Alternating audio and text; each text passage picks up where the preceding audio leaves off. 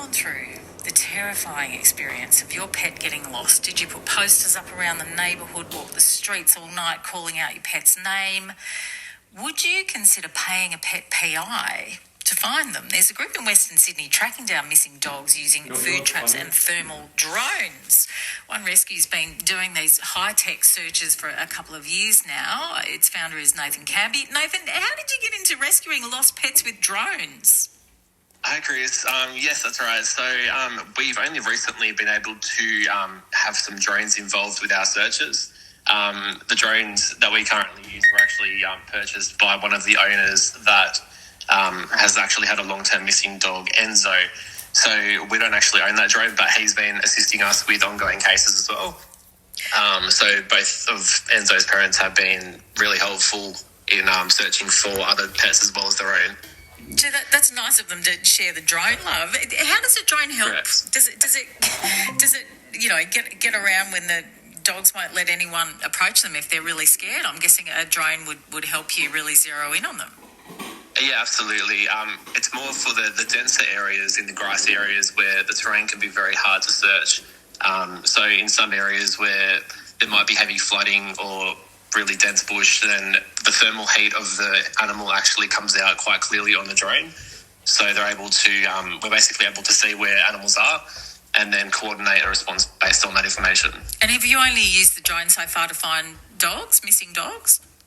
Correct. Just for dogs at the moment, we're not really with searching for people, but it's the same technology that is used to search for lost people in the snow and in the bush as well. I think emergency services would use the same equipment. Yeah, I was just wondering if you branch out for cats and guinea pigs and lizards and. With big cats, and we have cat traps, dog traps. That's basically where we specialise in lost pet recovery. And so, what are these traps that you use? How do they work?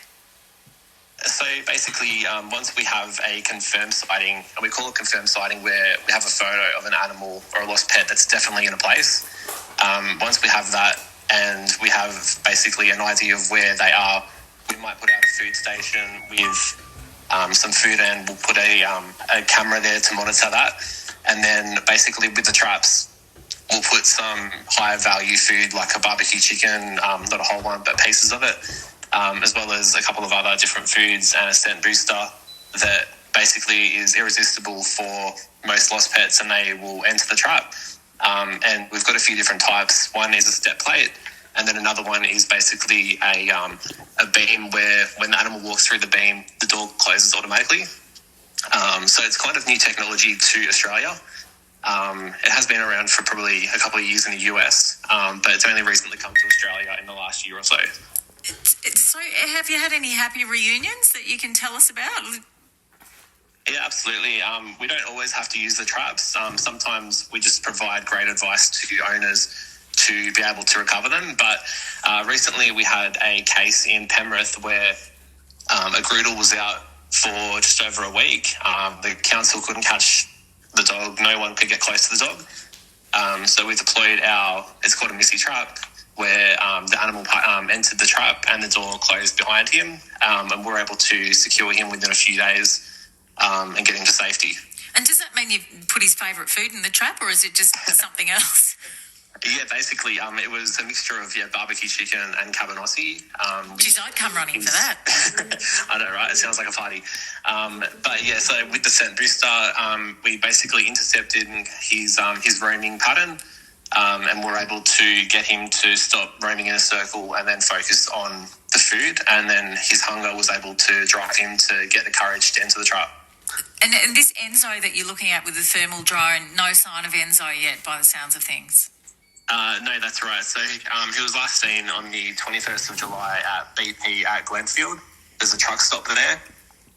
So that was the last sighting of him. And we don't know whether someone's picked him up, whether that was another truck driver or someone just passing through the area.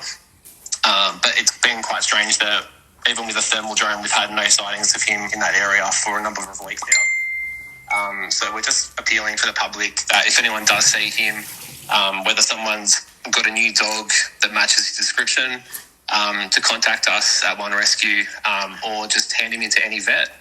Enzo is microchipped and registered and his loving family just really misses him, and they really want him home safely. Yeah, especially if they've given you a thermal drone to find him. They must really miss Enzo. Well, hopefully someone listening might be able to help you out. What area do you reckon he might have ended up in? So basically, he's missing from Bardia, which is in southwest Sydney. But if he was with a truck driver, he may pop up even interstate. But anywhere around, if he is out in the area, he may be around the Campbelltown, Casula, Glenfield areas. And how do we know Enzo's Enzo? Apart from the microchip. Correct. So he's quite small. He's brown with a white patch on the front of him. And if anyone wants to check out our Facebook page, we do have a dedicated group for Enzo. And the link for that is on our One Rescue Incident Response page on our Facebook page. It is a public group, so anyone can join. And from there, you can see we've got plenty of photos of Enzo. He is microchipped as well, so if anyone just sees any dogs that match that description, a small, scared Italian Greyhound, then please contact us. You can contact us on WhatsApp or message our Facebook page anytime, 24/7.